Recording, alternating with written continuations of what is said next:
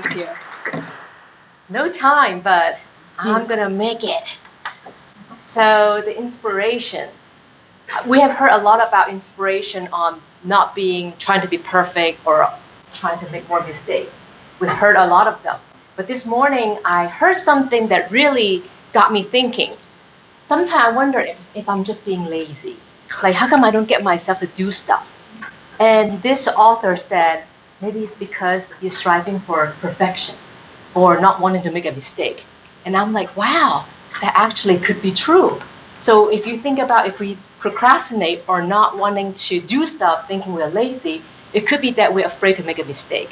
So I just want to end with a quote from Tony Robbins. He said, no matter how many mistakes you make or how slow you progress, you're still way ahead of everyone who isn't trying.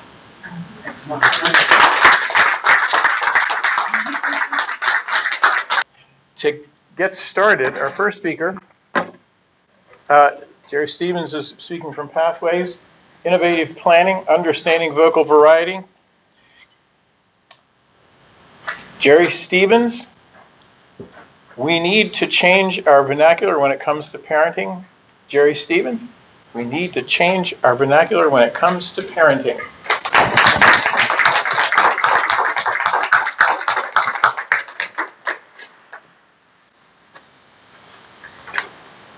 I am a stay-at-home dad of one wonderful 4.5-year-old.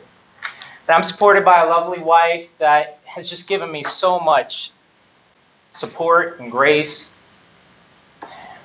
And yet, there are some words that trouble me. First word is parenting. Now, believe it or not, parenting's been a word in the dictionary for a long time, almost 200 years. But the word parenting, as it refers to parent skills, started with this guy. You guys remember this book? Anybody with kids in the room? This is Dr. Spock's book. Oh, yes. 65th anniversary edition. Only 2 generations have viewed parenting as a skill. Fast forward that to where we are today. Dads are breaking into the parenting market. There are more stay-at-home dads than ever before, a whopping 4%. In my experience, being a stay-at-home dad has been incredibly lonely because males are completely absent from the entire system, from the top to the bottom. When I was taking Evan to library programs, the librarian, female. The aides, female. In school, teachers, female. Principal, female. Everywhere you go, daycare, aides, female.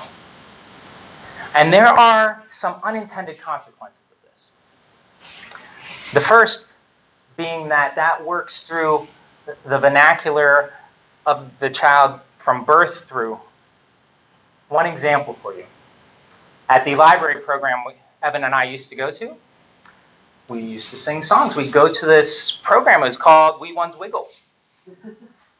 And one of the songs we sang was 5 Little Monkeys.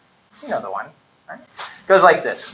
5 little monkeys jumping on the bed. One fell off and bumped his head. Mama called the doctor and the doctor said, no more monkeys jumping on the bed.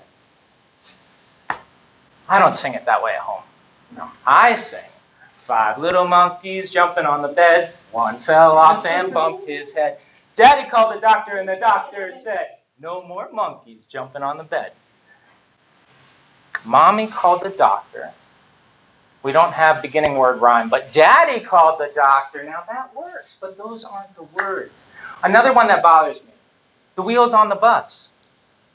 The library changed that song, or at least used a verse that is rarely used in my presence. You know, the wheels on the bus go up and down, up and down. The daddies on the bus now go, I love you. I love you. My experience goes beyond those programs as well. Marketing materials. I went to a Paint with Mommy program. And this Paint with Mommy program was advertised as Princes and Princesses. I don't know if they were serious about that, because the hook was literally that Belle was going to be there for photo sessions. Now, I came home and told my wife that we're going to do this.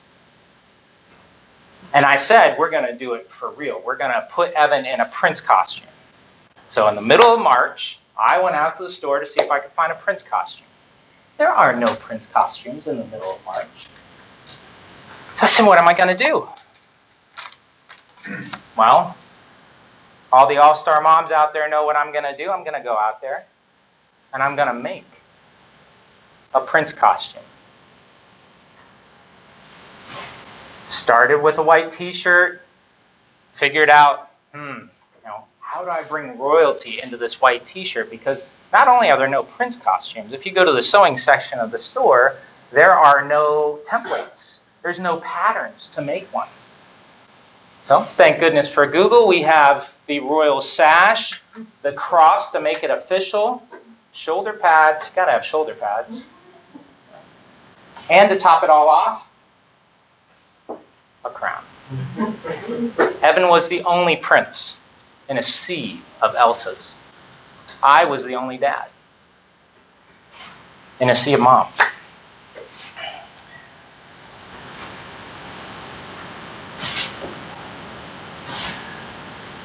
We can't do affirmative action to solve the problem of getting more dads in the workforce at home.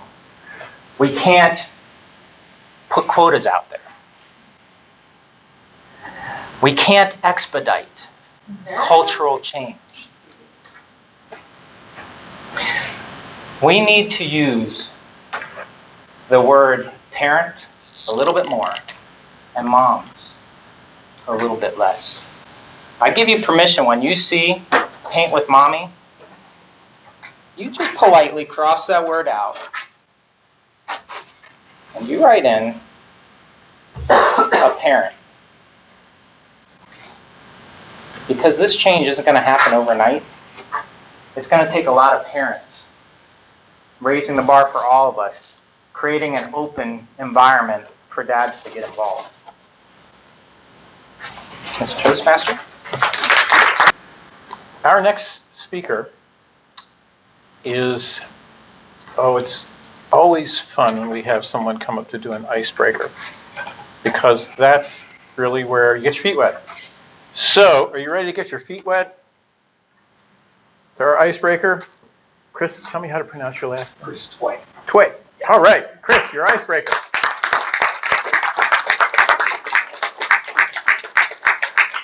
Good evening, ladies and gentlemen. My name is Chris Tway. I have a family, a wife, and a son. My wife's name is Bonner, and my son's name is Prince. What do I like to do?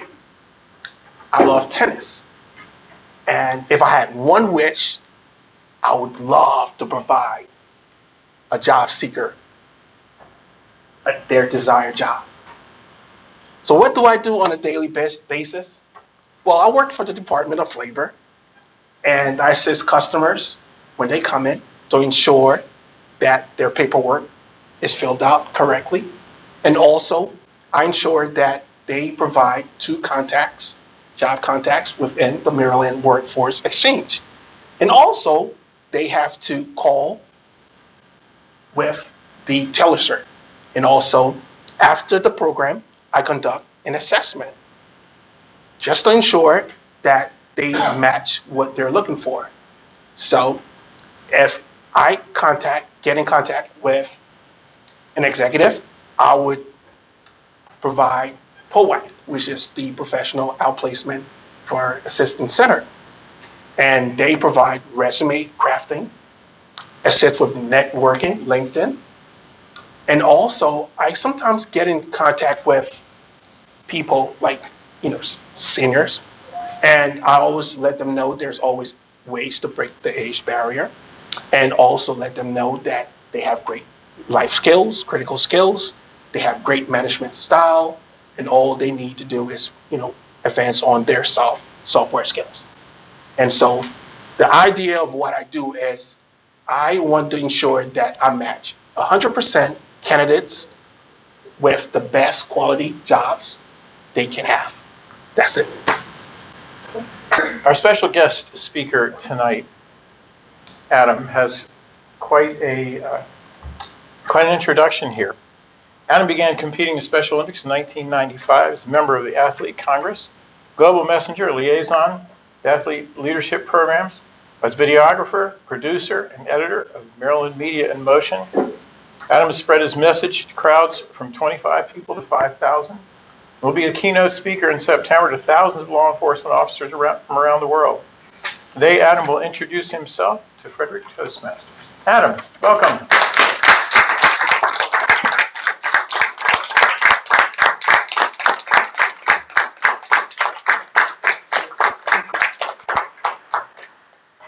Hi everyone, my name is Adam Hayes. I'm a Special Olympics athlete, and just as importantly, I am a member of society just like anyone else. I have an intellectual disability, but that does not define who I am. I have been competing in Special Olympics for 23 years now, and I compete in 5 sports, cycling and soccer being my favorite sport. You can see me usually riding my bike about 1,500 miles a year all throughout Frederick. That's my favorite thing to do when I'm during the summer. But during the winter, I'm usually either hanging out at home or plunging in some cold water to benefit my fellow athletes all throughout the state. I have, when I say that, that means I jump in the cold water 24 times in 24 hours down in the Chesapeake Bay in January, at the end of January. And I'm also, as it was said, I also work part-time for Special Olympics Maryland as a digital media coordinator, where I get to use my knowledge that I learned at Frederick Community College, how to become how to do videography, and now I get to apply that with Special Olympics. One of the reasons why I like to do all this stuff is because it gives me the courage and strength to show that my intellectual disability does not define me. One of those things that have helped me show that I can do any fun thing like anybody else's. In 2011, I got to go to Athens, Greece, as one of 10 athletes from around the world to help carry the flame of hope before the World Games for 3 weeks. I got to speak in front of crowds of 25 to 5,000 people 3 to 5 times a day as we ran the flame of hope for 3 weeks into the opening ceremonies. It was something I'll never forget, and it exposed me to people from all around the world and police officers that who are protectors of our flame of hope. And then the coolest part about that was getting to help start the flame from the top of the Acropolis, and then weeks later ending it just outside of the stadium where the opening ceremonies will begin. That is just one of many examples of things that I've gotten to do, and now all these different opportunities have led me the chance to go to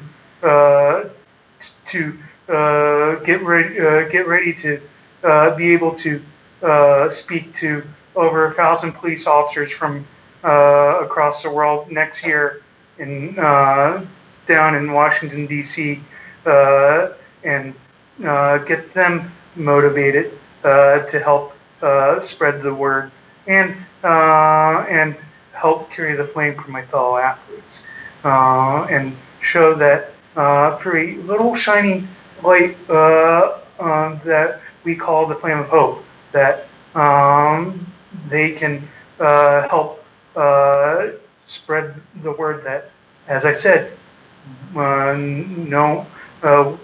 we are no different than anybody else, and if given the chance, we can do anything like anybody else. Thank you.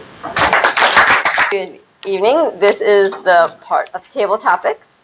Each speaker, how it works, I don't call people up unless nobody volunteers, then I have to draft people. But normally I get enough people to raise their hands. You have 1 to 2 minutes I have questions, so 1 to 2 minutes to come up and answer your question. And I figured kind of obvious but appropriate that my theme is Thanksgiving, which is next Thursday, which I personally am looking very forward to because I'm going to get to see my daughter next week.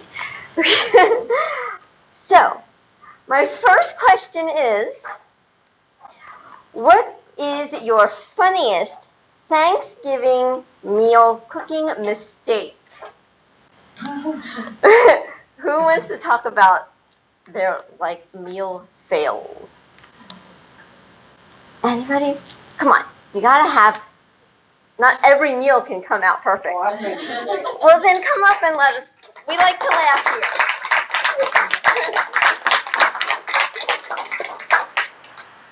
Thanksgiving, the centerpiece is the turkey.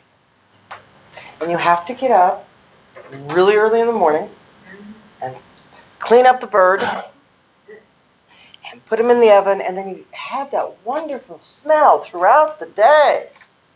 It's wonderful. So I put it in, prepared everything else. People came over at 1 o'clock, and then the steak came out. The problem is, when you have a bird, you take out the gizzards and all those wonderful piece parts that they stuff in the cavity. But did you know there's another cat? The bird. Yes, there is. And I didn't know that. So they usually, in the neck part, poor guy, there's usually the neck. And unfortunately, fortunately, you should take that out, right? You should do that. I didn't, because I didn't know the neck was in there. But someone did catch it, and they took it out and said, Lisa, what happened here? And it was cooked, so it wasn't like anyone was going to get sick. It was just a little embarrassing. So please, follow my advice. Check all the cavities in the turkey before you put it in the oven.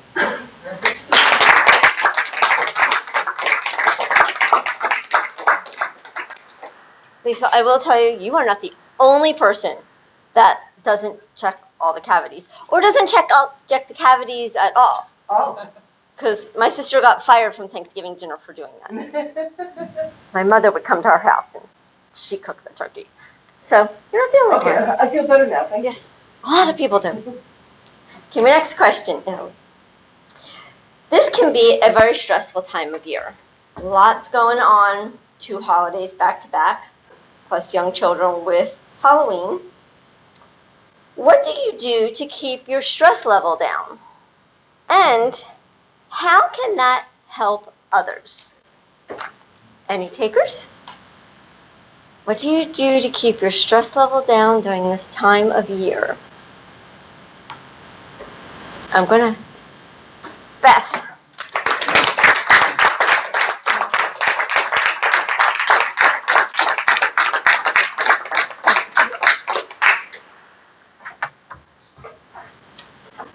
about 4 years ago, and I was working on a proposal, and this is what I was doing a lot of during the previous 3 years. And working on a proposal means as the due date gets closer, the overtime gets more and more and more. And I was just frantic. And Thanksgiving was coming, but the due date didn't care about Thanksgiving. So my niece said, come up to Pennsylvania. I'll cook Thanksgiving dinner. You can come up and work from there. And I said, could I do that? I had been cooking Thanksgiving meals for probably 20 years or more for my whole family. My parents used to come over when they were alive, my extended relatives, and I was the one who did the cooking. Could I give up control? Control freak me? Give up making Thanksgiving dinner? Hell yes, I could. Excuse my language. Yes, I could. And I did. And guess what? We go to my niece's house for Thanksgiving every year. And so what I do to get the stress level down is I let everybody else do the work, even if I'm not working a proposal. I let them all do all the work. And I say, can I help there? And they say, no, we've got it. And I'm like, thank you.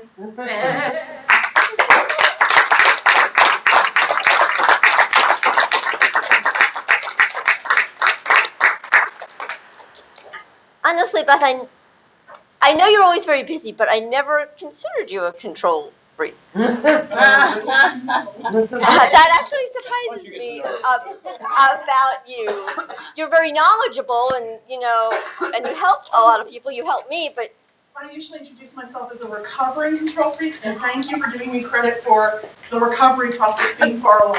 I'm glad I could help. My next one is, we are a very ethnically, culturally diverse club here. So is there anyone that doesn't celebrate Thanksgiving? Because they're maybe brand new to the country, or it's just not a holiday that you started to embrace. And if you're not going to be celebrating Thanksgiving next Thursday, what will you be doing, if anything? Bakari.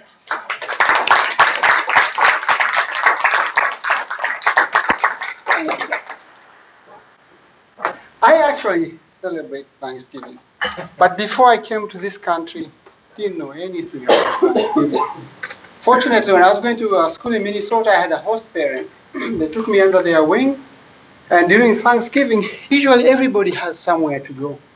As a foreigner, I lived in the dorms, got nowhere to go, so the host parents used to come over, grab me by the dorms, take me from the dorms and take me over to their homes, and I would spend time with their family. So I've been here, close to 30 years, and every year I've celebrated Thanksgiving, and towards the end of the year, it's actually one of my best holidays. And the way I look at it, after Thanksgiving, anything else just kind of like goes downhill. Now, my favorite things to do during Thanksgiving, I run the turkey trot in DC. This is for some, so others may eat. It's usually about 39 degrees out there. I was there last year. There's a little over 10,000 people there. When you actually get there, of course you're dressed like you're going to run. People are dressed in turkey suits. Everybody looks funny, funny socks, funnily dressed. People have their kids in strollers. And you're looking at each other like, what are we doing here? Because it's so cold. But we do it for a good cause. And this is something that I really enjoy doing. And this year, I'm also going to go out and actually do it. Because by going out there and doing that on Thanksgiving morning, you're actually raising money for the food pantry so that others may actually eat. Because this is a time we put a lot of food on the table and we tend to forget other people. But I figure if I can go out there, contribute a little bit, I can go back home and eat with my cousins and my relatives and not feel bad about it. So that's how I spend my Thanksgiving.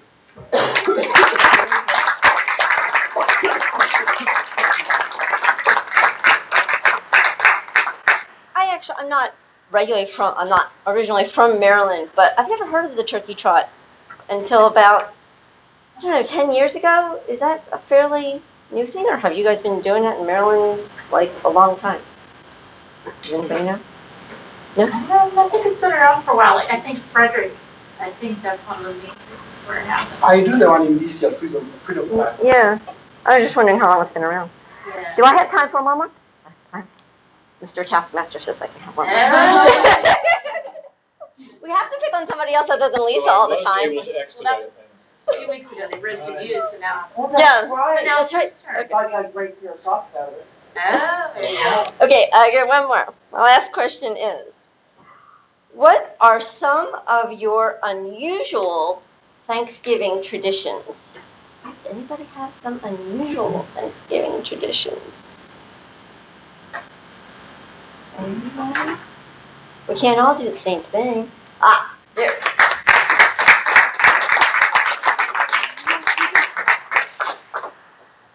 When I was a kid, like, we still do this.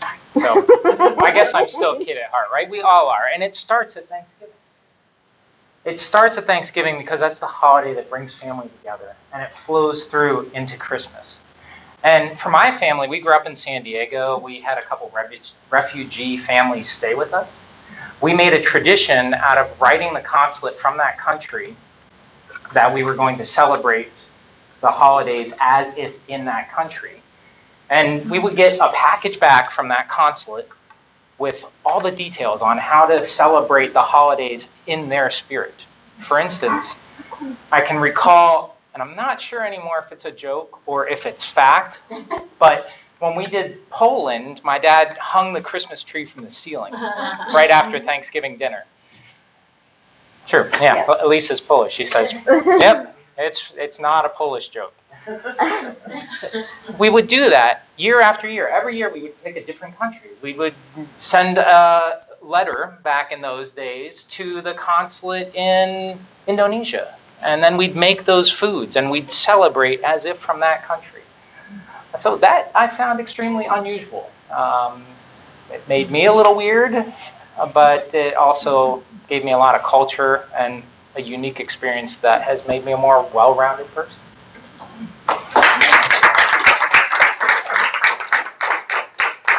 I bet you learned to eat a lot of different foods too. Oh yeah. Pork is not good. All right, I turn the meeting back over.